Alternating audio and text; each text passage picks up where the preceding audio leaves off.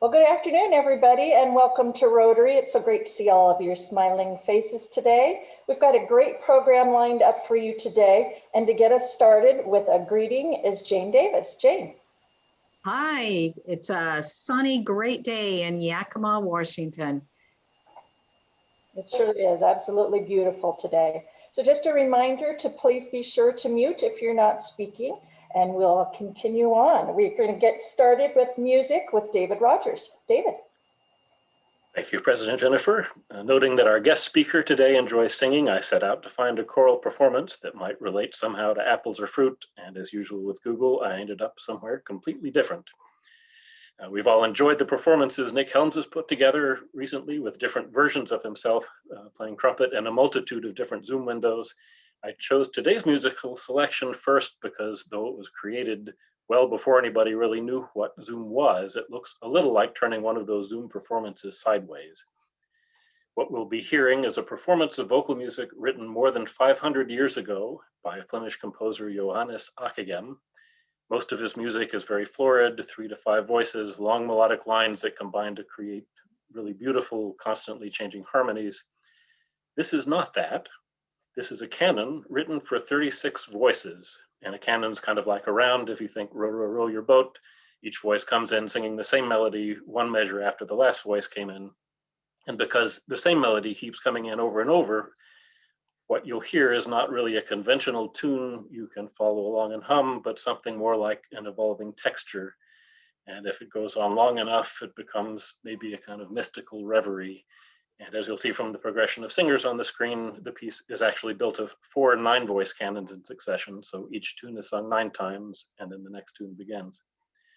From what we know historically, we believe this piece was intended to represent a vision of the 9 angelic choirs from the Christian tradition with the characteristics of angelic chant as it would have been understood at the time, which are 1, they sing as with one voice, 2, they sing unceasingly, 3, they sing in alternating choirs, 4, they beat their wings with a tone like roaring waters, and finally, they sing always in praise of God.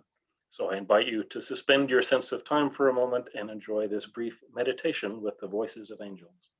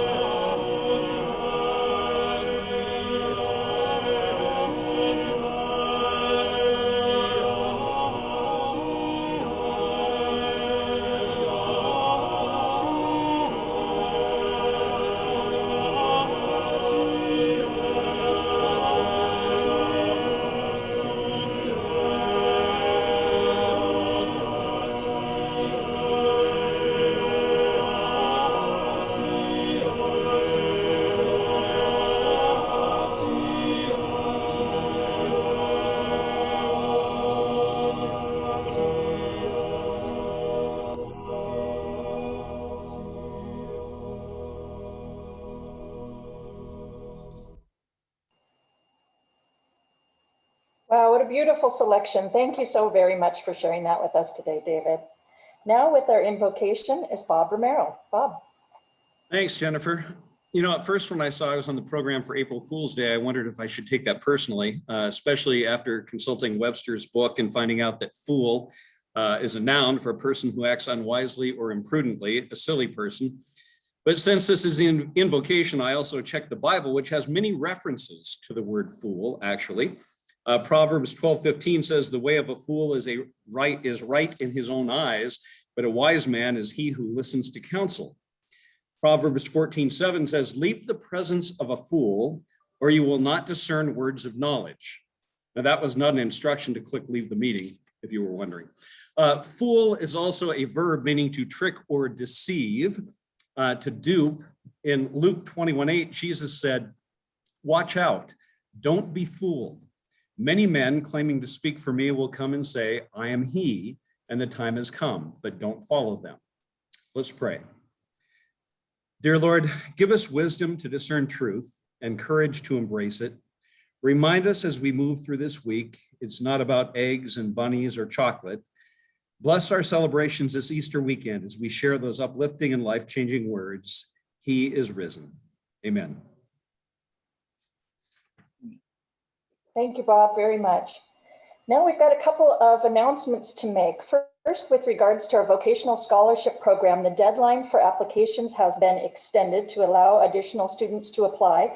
The new deadline is going to be April 16th. So if you know any high school seniors out there looking to go to vocational school and pick up a trade, please encourage them to apply to that. Another announcement, about 57% of you participated in an online survey with regards to going back to in-person meetings.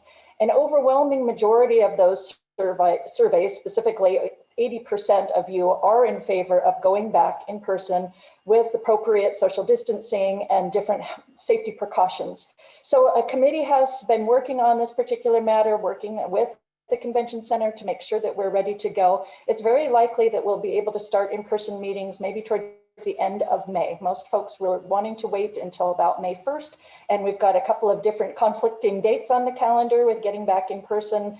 Specifically, I'll be out of town, so that's going to slow us down a little bit on that first week of May, but we're thinking perhaps around May 20th we'll be back in person. So be sure to mark that date on your calendars, and we'll look forward to seeing you in real life starting in May.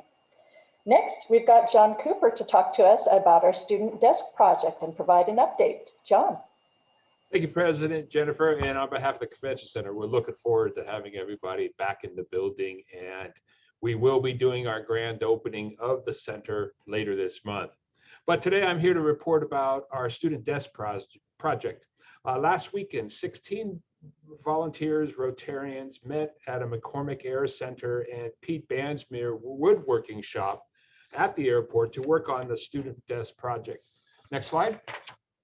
For 2 days, we built desks for second and third graders attending Adams Elementary that they will use not only for distant learning, but also their homework and creating at their house. Here you see in the upper left-hand corner, Greg Stewart, and back one, sir, if you could. On the upper left-hand corner on the left there is the assistant principal, Jose Contreras, as well as Greg Stewart working on one of the panels on the pieces. Lower left, you see Jim DeGrasse and Brad Hansen working on the legs of the pieces. And then on the right-hand side is Araceli Gomez, who works at Nuts and Fruit. And here you see she's sanding the edges of the desk. Next slide. Now, there was a lot of jobs associated with the project. On the left, Margaret Filkins is also sanding some of the edges, and Teresa Pritchard preparing all the tools and screws that go with each of the desks for their final assembly at home. Next slide. Now, here you see our fearless leader, Carolyn Flory, braving what I coined the beast. It's a sander belt that we use to sand and buffer various pieces. And you really got to keep your eyes out, because if you're not holding on well, it can spin that piece off the other direction. On the right, you see Ryan Anderson. He's drilling some holes on panels for the various screws and bolts. Now, the final step in the next slide is shrink wrapping the desk pieces. as demonstrated by Quinn Dolan, Carolyn Flory, and Glenda Bansmere. By the end of Sunday, we had 71 desks shrink wrapped, stacked on pallets for delivery to Adams Elementary, who will be distributing them sometime after the spring break. Next slide. Each student also receives an envelope with the Dr. Seuss book, Oh, the Places You Go. In addition, Dana Dwinell rounded up 12 Rotarians who wrote a note of encouragement and inspiration that will be included with each of the books the kids receive. Next slide. Now, I really wanted to give a special shout out to these three gentlemen. These are our master carpenters who have been guiding this process from the very beginning, and they're the backbone of the project. From left, they are Dave Brown, Pete Bansmere, and our construction leader, Jordan Matson. They have put in countless hours in design, procuring supplies, the logistics involved, individually sawing, drilling, screwing, and so much more. And they continue to work on the project because we're not quite done. Next slide. As I said before, we have done 71 of these desk units ready to be shipped and distributed to the kids, but we've got a few more to go, as you can see, with about 124 more that we can build with the pieces we have on hand. So if you'd like to join us in a work project, send Jordan or myself an email. We'll be scheduling some work parties, a couple of them here in April and thereabouts. And why we're doing this is a great example of what our kids do, our club does on behalf of the children in our community. And so if you want to be involved, please contact us because we can find a place for you. Thank you. Exceptional work by everybody involved. Thank you, thank you, thank you. This is really an amazing project. Now with another announcement, Dave Brown. David. Good afternoon, or yeah, I guess it is afternoon. Dwayne, if you'd go to the website and the picture of the playground, I think you scroll down just a little bit. And this, so we're here to talk about the Rotary playground at the Greenway. This is a replacing the McGuire playground. This is our 2021 community service project. All three clubs are involved in the planning construction, along with Kelly at the Greenway, who's been doing a lot of work. Leathers, the manufacturer, and many others in our community. The build is scheduled for June 2021. There'll be a volunteer sign up soon. This is a $475,000 project, and Rotary's commitment is $400,000, some from each club and the Rotary Trust. So Yakima Greenway is selling some donation fence posts at $50 each, and these posts will have your name on them. So if we go to the Greenway, greenwayrotaryplayground.org, that's all one word, it'll get you to this page, a web page, which allows you in the beginning to either download a form that you can fill out and then mail in, or you can scroll down towards the bottom of the page and it allows you to make a donation online and pay through PayPal. And I believe Kelly is trying to make other arrangements work to allow you to just use your credit card if you don't have a PayPal account.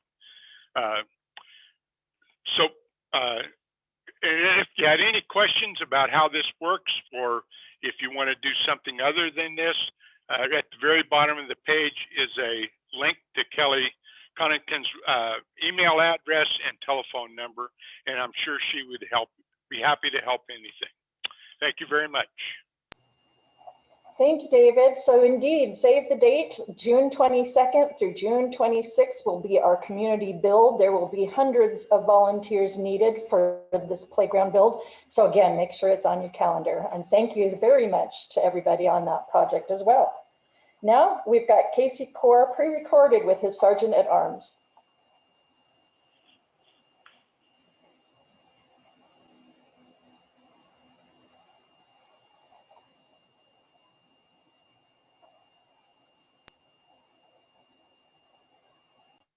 Hi, everybody. I've had to do a pre-recorded talk because I'm in hiding. I'm speaking to you from this secure, undisclosed location because we've had a bit of trouble with law enforcement. It seems that my committee that calls itself Rotary Sergeants of Arms sounds very much like some right-wing militia group. Um, through our attorneys, we told the FBI that we are harmless and law-abiding.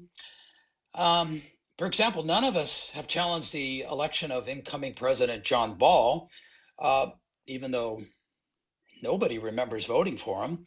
And there was that misunderstanding about our group storming the Capitol, but that was the Capitol Theater, and we're all trying to get tickets to Eric Silver's recital. The Rotary Sergeants of Arms are quiet people. We build playgrounds and desks for students, and we help cure polio. None of us is actually a sergeant. And if you saw firsthand our physiques, you would know our arms lack any firepower. But until this is cleared up, I will remain in hiding and join you today with this taped message. Today is April 1st, and our theme is obvious, April Fool's Day, a day of pranksters and their victims. If you've ever been a victim of an April Fool's joke, pay $1. If you've ever done a prank on April Fool's to somebody, well, you got to pay $2. So for today's category, we are focusing on a few April Fool's jokes that went horribly wrong. The first was 1980 in Boston. A TV producer there thought it would be a hilarious April Fool's joke to talk about a hill in Milton, Massachusetts that was erupting. He showed footage from Mount St. Helens. He played a warning from then President Jimmy Carter, and he got everybody scared that this hill was erupting with lava, even though they kept flashing a sign that said April Fools. So if you saw any ash ever landing from Mount St. Helens in Yakima, pay $1. Now we're calling this next one Whoppers for Southpaws. On April 1st, 1998, Burger King announced that it had designed a Whopper that was carefully designed for left-handed people. The joke was on Burger King, however, when lots of people showed up and said, hey, where's my left-handed burger? So if you've ever walked into a Burger King looking for a left-handed burger, or if you've walked in for any reason, count your calories and pay $1. Then we have that chemical DHMO. I'll do my best to pronounce it. On April 1st, 2002, a couple of Kansas City DJs announced the local water supply had been found to contain high levels of dihydrogen monoxide, DHMO, whose side effects include sweating, urination, and skin pruning. Hundreds of citizens flooded the water department and called the police, all in distress. None of them seemed to know that dihydrogen monoxide is actually H2O.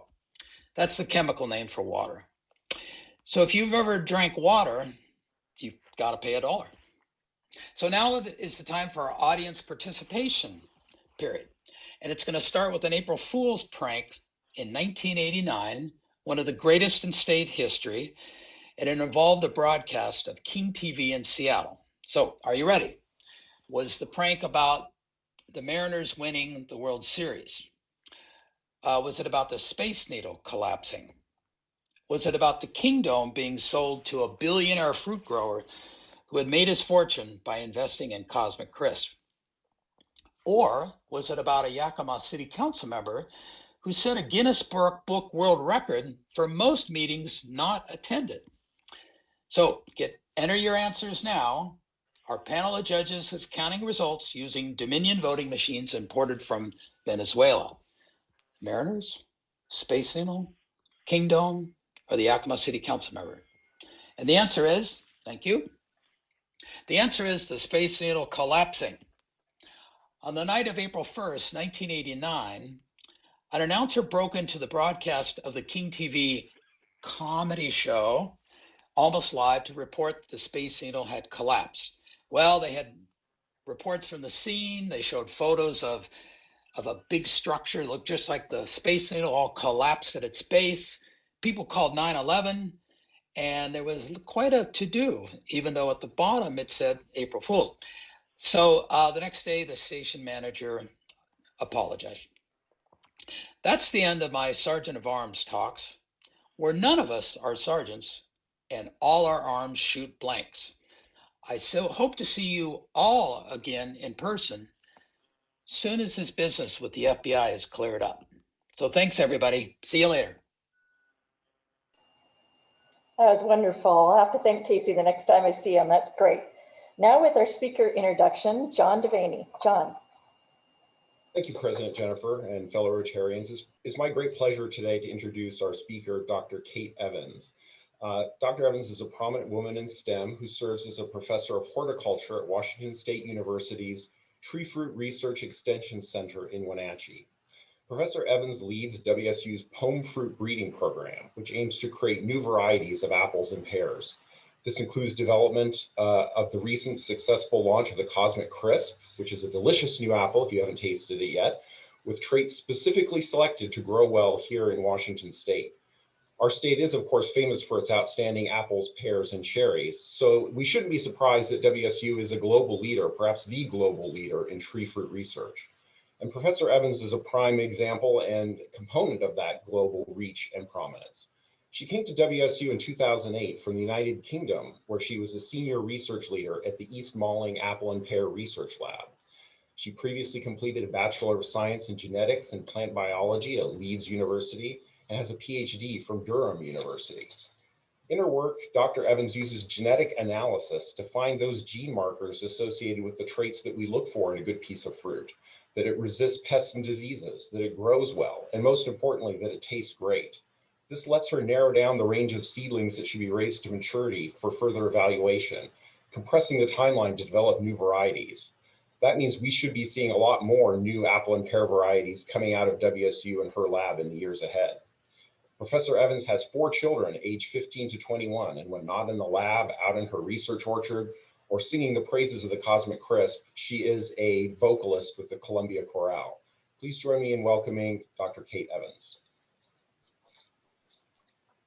Thank you so much, John. That was a really great introduction, and thank you very much for the opportunity to come speak to you today. Can I share my screen? It says it's disabled.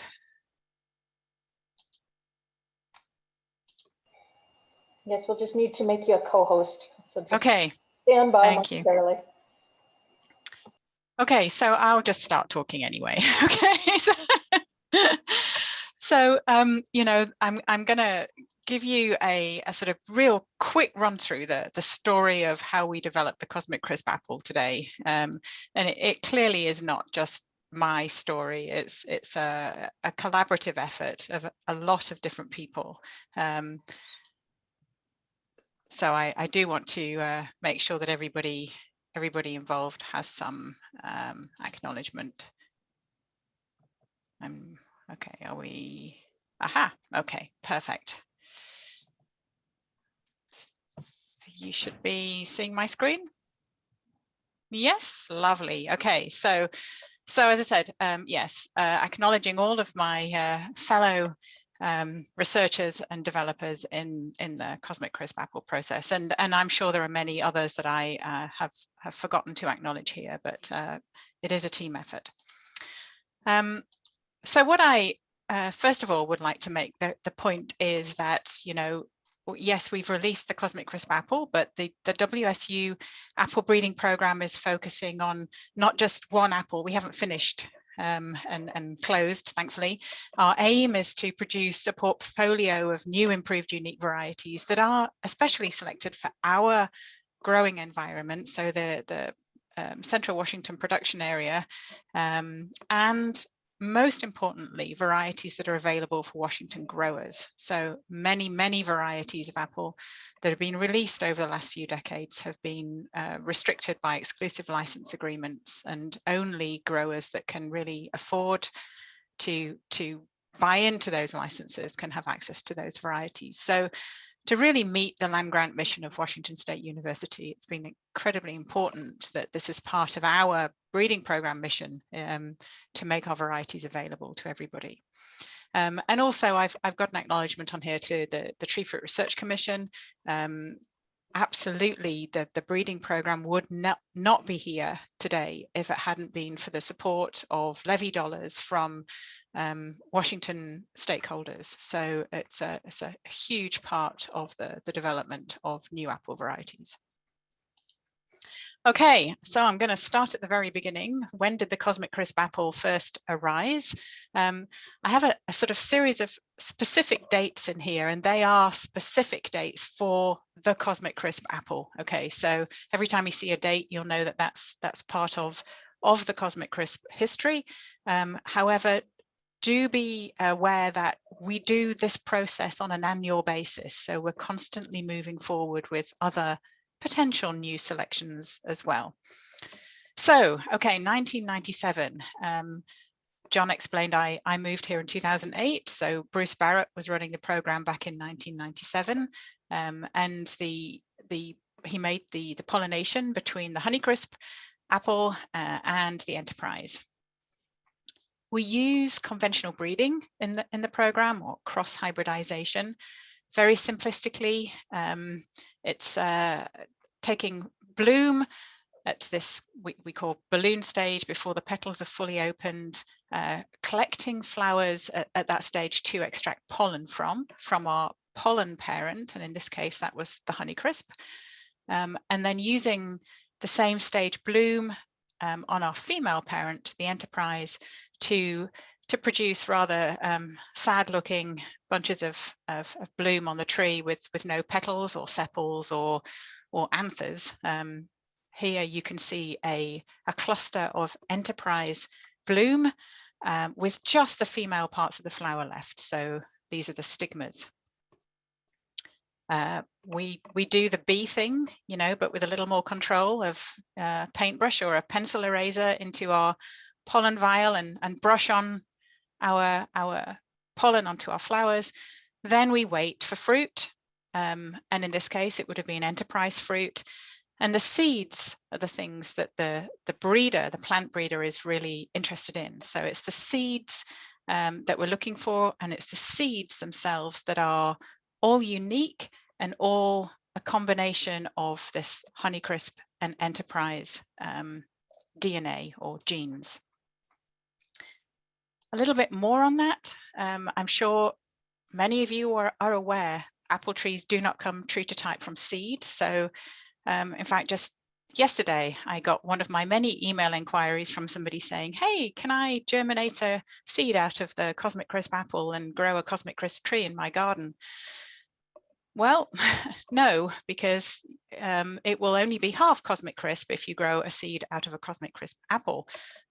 So although they look all the same, and the seedlings themselves, the seedlings look all the same, every single one of those is a unique combination of its two parents. Just to kind of illustrate that point further, this is a slide I put together many years ago now. It actually comes from a cross I made in the UK between two fairly extreme parents. You can see here in the middle. I made the cross hybridization exactly how I just explained. Waited for the fruit, collected the seeds, germinated the seeds, grew up the trees. You have to be patient to be an apple breeder. Grew up the trees, waited for the fruit. And what you can see around the outside is an individual apple from each of the seedling fruit, each of the seedling trees, sorry, from the cross between these two parents. And so I think hopefully you can see that they're all different. There are some, for example, this one over on the top right here that looks very similar to its mother. And there are some, say this one down on the bottom left, that look very similar to its father. But you can see that there's a real mix of individuals around this circle. And it's exactly the same as you with your children or your siblings. You know, when you think of apple and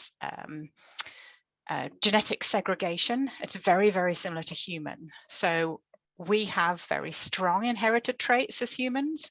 I mean, how many times have you heard, oh, you know, you've got your father's nose, right?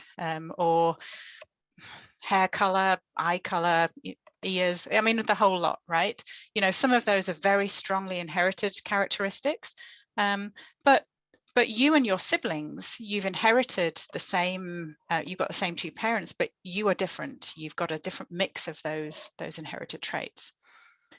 And it's important to remember when we're talking about apples, that here what I've illustrated are all the appearance traits. You can see obviously that they're different, but all of those apples will vary internally as well. So all of the internal characteristics of the apple are also segregating in the same way.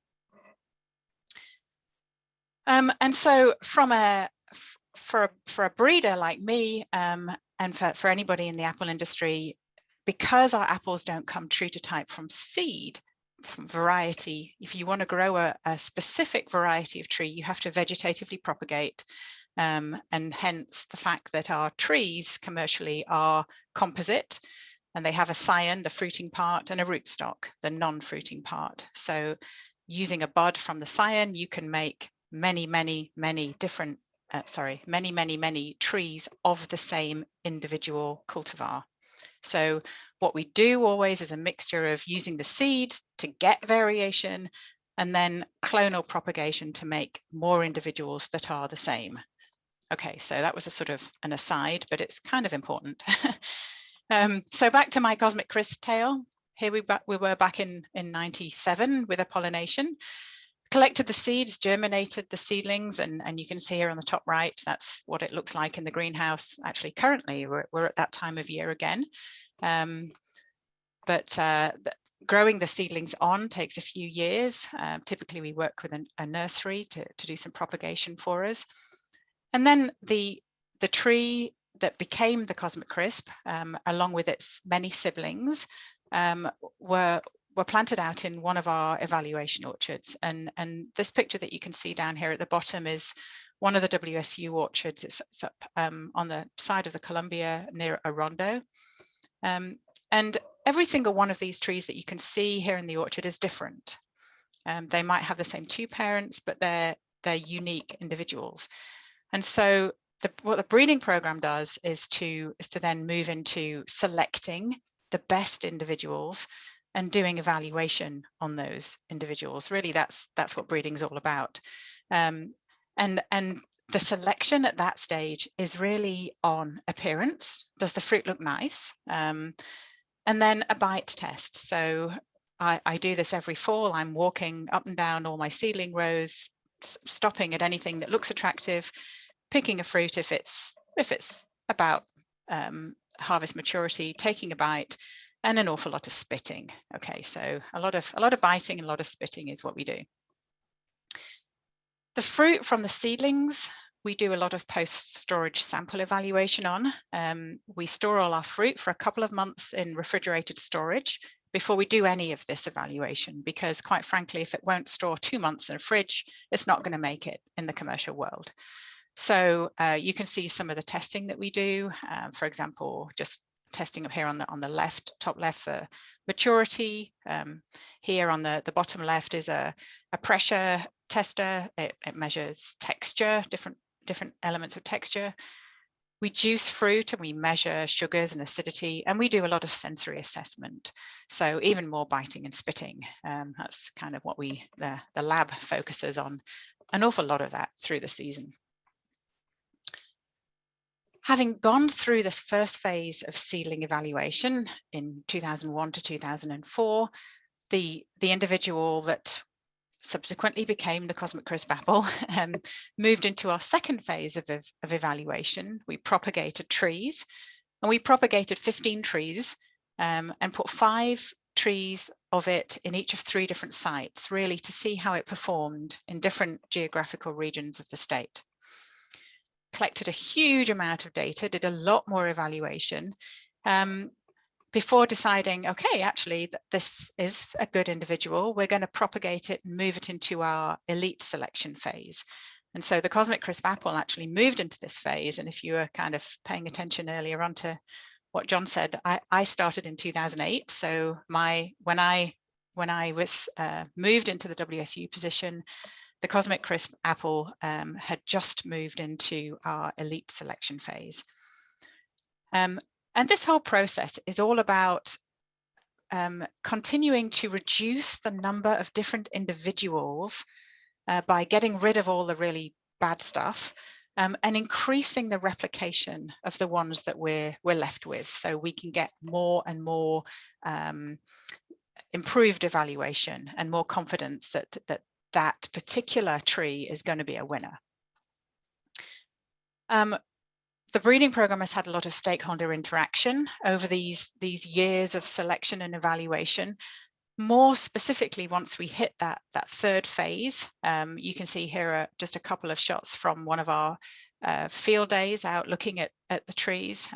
Good friend Fred Valentine here, going back a few years, but maybe there's a few familiar faces that others will recognize. And it's critical for me as a breeder to get stakeholder interaction. You know, having a group of growers standing there looking at a tree, is it a workable tree? Could you make this work in your orchard? All of those kind of, that's really, really important in making a decision about whether to go forward with a new variety. These phase 3 tests give us a lot more fruit than the other tests, the other stages, and they really enable us to get a lot more information about production of a potential new variety, much more information about how well it stores, and then will it run on a sorting line? Will it work in the commercial world? We obviously need to do consumer preference testing, and it's very difficult to do that in the early stages of the program just because we don't have enough fruit. Here you can see some photos from one of the consumer preference tests that we did in Spokane Riverside Mall, Washington's average town, we were told. So do your tests in Spokane. Apparently that's where you have to go. But yeah, well, maybe Yakima certainly. I don't know that anybody would say Yakima was an average town when it comes to the apple industry, though, right? Because there's such a huge number of people who are really fairly wised up on the apples out there. So hence Spokane. Great consumer preference data for the Cosmic Crisp apple at this point. So then, okay, we decided to release it. Not such an easy process. How did we get a name? Oh my goodness, coming up with a name for an apple is much more challenging than a name for your child, because people really just tell you straight up when they don't like it. Not so many people are brave enough to do that about your children's name. We had a whole series of consumer focus group discussions led by one of my colleagues, Dr. Carolyn Ross from the School of Food Science. Some really good discussions. And the name, the cosmic part of the name, came from one of those very early discussions where one of the attendees said, you know, the little white spots, the lenticels on the skin of the fruit reminded this particular person of stars in the cosmos. Okay, so cosmic, and crisp is just an obvious when you bite the fruit, and of course you have that wonderful alliteration of cosmic crisp. So hence the name was born. An apple variety has intellectual property associated with it, like any invention. And in the US, you patent new varieties, or you have literally no control about what happens to it. Outside the US, it's a different system. Most countries use a plant variety rights system, but again, it's a way of kind of just managing intellectual property. And then how do you release a new apple from a land-grant university with a mission to enable all growers in Washington to have access to it? Boy, that was a challenge. And really, I have to give a huge amount of credit to the stakeholder advisory group that worked with us on this for several years, brainstorming all sorts of different options of how to do this. And eventually we came up with the method of release that we followed, but certainly it is not an easy thing to do to release an apple like that.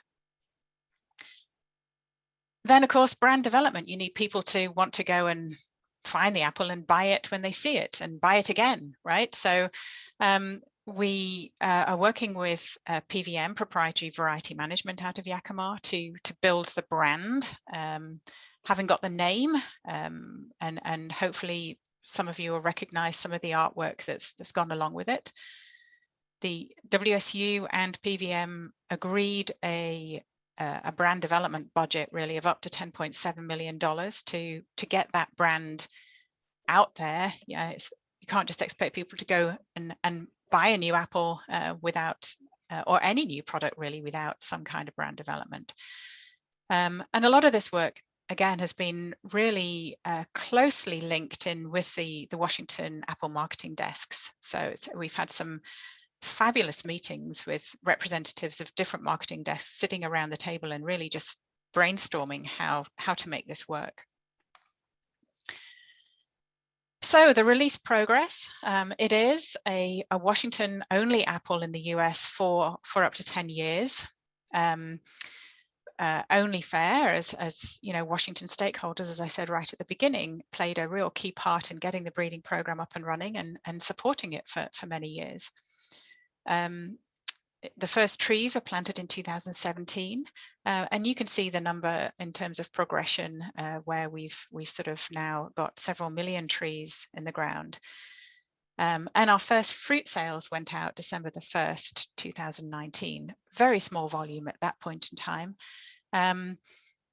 From that first year, the sort of the publicity, the brand development just kind of went crazy, and we got so many different hits. We got, you know, I've put a few up here: Time Magazine, Martha Stewart, CNN News came and filmed. I mean, it was just a little bit of an insane time, but fabulous that there was so much interest from the public across the US and internationally as well.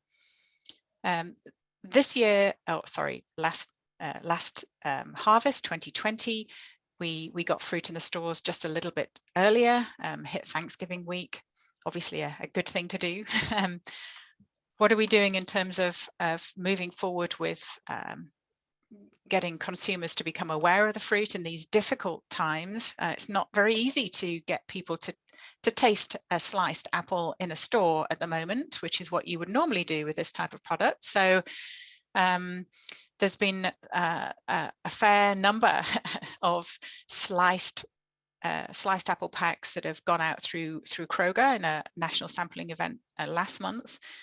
Walmart are actually just starting a national sampling event of single apples in a box that are going out in a response to sort of online orders. You've got to kind of go with the flow at the moment, right? You know, how do you get as many consumers as possible to get that piece of fruit in their hand and sample it? Because until they've done that, who's going to go and buy a new apple variety? So very exciting times. What's next? Okay, more new varieties. I said at the beginning, we haven't just stopped with our one. Watch this space, there will be more to come. We would have done a tasting. We were all geared up to do a new consumer preference tasting last March. And again, that one kind of obviously had to stop, but we are looking, as always, to get more people to taste our new varieties or potential new varieties. I also work a lot on developing breeding science, and so that's ongoing in the program. And of course, I am an educator. It's really important to me that I'm not just producing outputs in terms of apples, I'm producing new scientists and plant breeders into the workforce. So it's always fabulous to see this kind of my other outputs, okay, who will go on and breed many other different crops, and already are actually, which is really neat. So that was that's it, my kind of super fast story of the Cosmic Crisp, and hopefully many of you, if not all of you, have had an opportunity to try it already. And if not, why not? So I'm happy to take any questions if there's any time. Otherwise, please feel free to just shoot me an email. Could you explain your price point? I noticed sometimes the Cosmic Crisp is one of the most expensive. And then also I've noticed now Honey Crisp could be more expensive than Cosmic Crisp. Is that supply Sure. and demand, or is that your branding, or what is your philosophy there? No, we have nothing to do with the pricing. We can't set the pricing at all. It's all down to the individual suppliers who determine the pricing.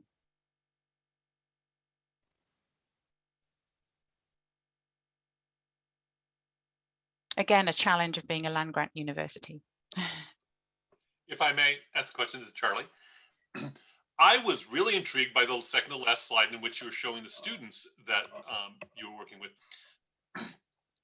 I'm sure you have a lot of students. I didn't know if that was the mix of students that are currently working with you, because that is possibly the most diverse mix of students I've seen, and such a predominant number of female students in that particular collection of photos.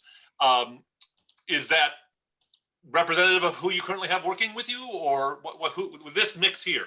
This mix here, it is most specifically, I teach at the graduate level. I don't really have much access to undergraduates. However, this group in the middle were undergraduate interns over the years.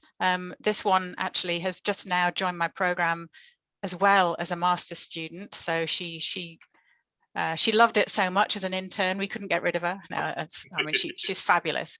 The guy on the left is my current postdoc. He's Malaysian. And then the rest were all graduate students of this lot. Just this one on the right now, top right, is current. The rest have all graduated. Marco actually is he works for PACE International, so he's kind of not far away from Yakima, and the rest are, Jamie's a hop breeder, and Julia's breeding celery. So love it. Yeah. And such a wonderful wealth of women in the mix. Are you seeing in the program that there's a greater upper level commitment for women in terms of the academic study and research? You know, we in horticulture, we're absolutely seeing a really good proportion of students coming through as female students. In many cases, it is more than half a female now, which is wonderful, and in our graduate students as well. I have to say that I mean, I don't. There's no real kind of I'm not doing it selectively, at least I don't think I am, but my entire crew are female apart from my current postdoc, who this poor guy, he sometimes kind of really feels a little bit out of it when well, my technicians are female. It is just how it's happened. Love it. Exciting to see and wonderful to see that women are being so well represented in the agricultural industry this way at this level. Yeah. Kate, this is Bob. Which one did you say was the hop breeder in that picture? Oh, I'm going to tick. It is Jamie Coggins, who is the one on the bottom right here. Thank you.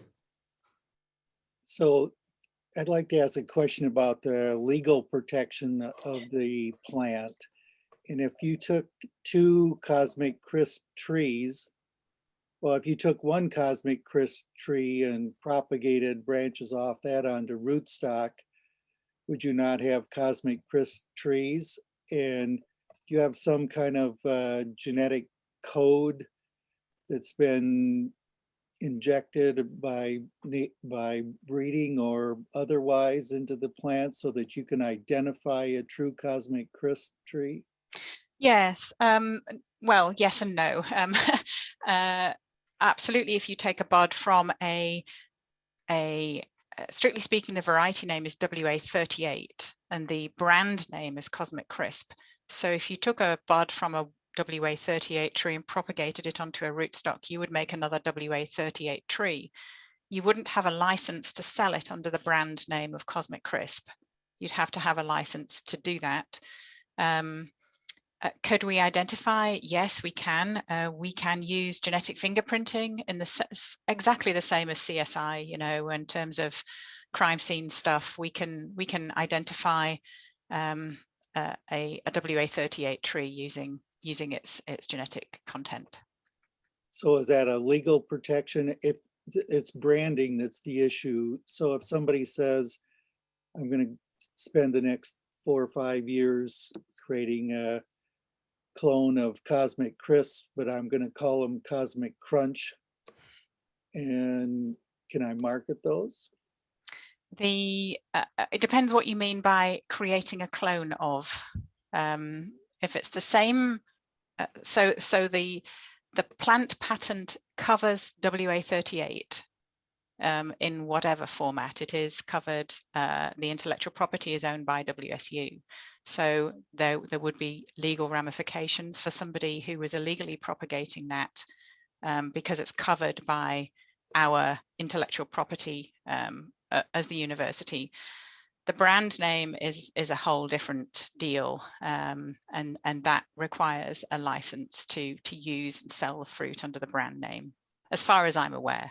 So say some farmer has a tree that he didn't acquire through a Cosmic Crisp nursery or whatever, but he's got a Cosmic Crisp, a WA38 tree. How long does it take you to tell that that's not a real WA38 tree?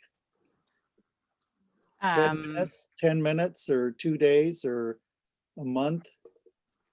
It's usually, I think, the challenge I would say would be finding the tree in the first place. And it depends what the individual does with that tree. If they start selling fruit from that tree, it becomes perhaps more obvious. But the actual test, I mean, to run the test wouldn't take very long. I mean, you'd need a bit of plant tissue from the tree to then just extract the DNA and to compare it with what we already know of the WA38. And your patent protects you against 99 and 44/100% similar tree, or it has to be completely identical? Oh, that now you need to be talking to a patent attorney about that, not a plant breeder, right? It's a paper exercise, a patent, which is interesting for a plant. Dr. Evans, I have a question. Does the breeding program take into consideration the economic impact of creating multiple popular varieties? If my math is correct, you indicated you have approximately, not you, but the industry has approximately 12 million trees, Cosmic Crisp trees out there. Honeycrisp was popular, the hot variety, 3 or 4 years ago, and it still is, frankly, I think. So you get another new variety and another 15 million trees are planted, and you get another new variety. And at some point, we dilute the shelf space in grocery stores with all these very popular varieties. Is any consideration be given to that factor? Because then it pulls the whole market down. I mean, absolutely, yes. You know, I mean, it is. It's certainly that the economics are really important. I mean, we'd be remiss if we weren't thinking about that. But I think also we have to be aware that we can't just keep growing the same old products and expect consumers to keep paying a reasonable price for those products when perhaps really those products aren't as good as they could be. Those products are having to compete with other products, not apples, out there, and they're not doing very well when you think about what the prices have done. So, I mean, yeah, okay, nice, thanks, Jordan. Yes, a better product increases per capita consumption. Yeah, but also, you know, that if the idea is that not that we're adding more and more and more different varieties to increase the number of varieties. I mean, we have to accept the fact that what we should be doing is having these new varieties replace varieties that just aren't making the grower any money because consumers don't want to buy them. Thank you. Well, I see that we're starting to get close to that time on the clock. I want to thank you so very much, Dr. Evans, for speaking to us today. In honor of you speaking, we will be making a donation in your name to our Yakima Rotary charities that support some of those great projects that you heard about earlier. Again, thank you so very much. Oh, that's wonderful. Thank you. My pleasure. And I couldn't wrap up without a go Cougs, so go Cougs. Woo! Everybody knows I'm a diehard myself. So I wanted to let you all know we don't have a Rotarians Are Going Places segment to wrap up our meeting today. And so don't forget, when you see good news out there, be sure to forward it on. We want to honor you Rotarians Going Places, and we want to certainly have a segment for you next week. And speaking of next week's program is John Devaney. John will get a double dose of here. Looking forward to hearing your presentation about protecting Washington's food system and workforce. Following that, Yakima Police Chief Matt Murray is going to be joining us. And then after that, Eric Pettigrew with Seattle Kraken National Hockey Team. So we'll look forward to those programs coming up. You Rotarians Are Going Places. Have a fabulous day.